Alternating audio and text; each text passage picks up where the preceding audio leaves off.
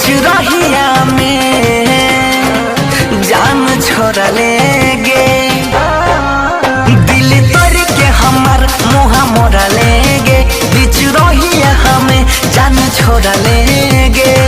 तब से आदत खराबी हो गया, जीने का आदत खराबी हो गया।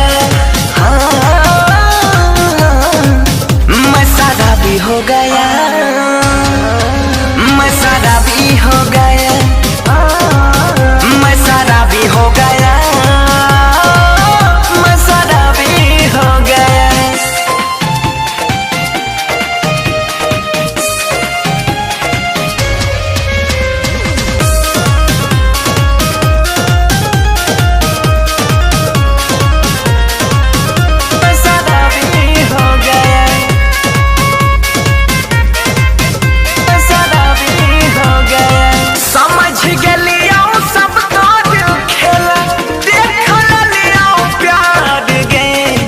कितना कह रही छी प्यार गे, समझ गलिया हूँ सब तोर खेला, देखल लिया हूँ प्यार गे।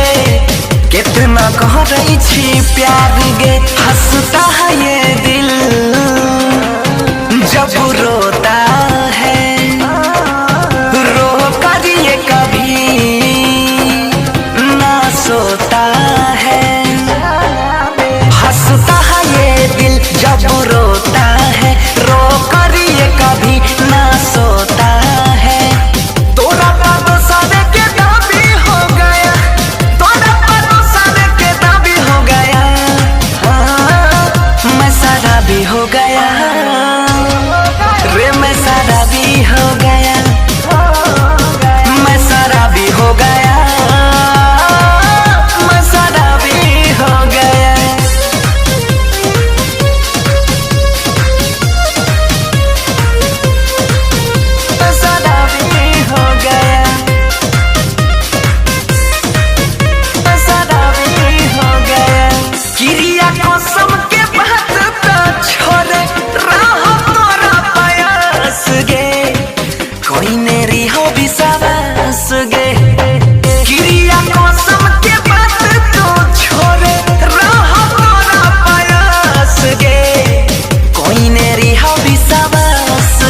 जब याद मुझे तुम आती हो, मिलने के लिए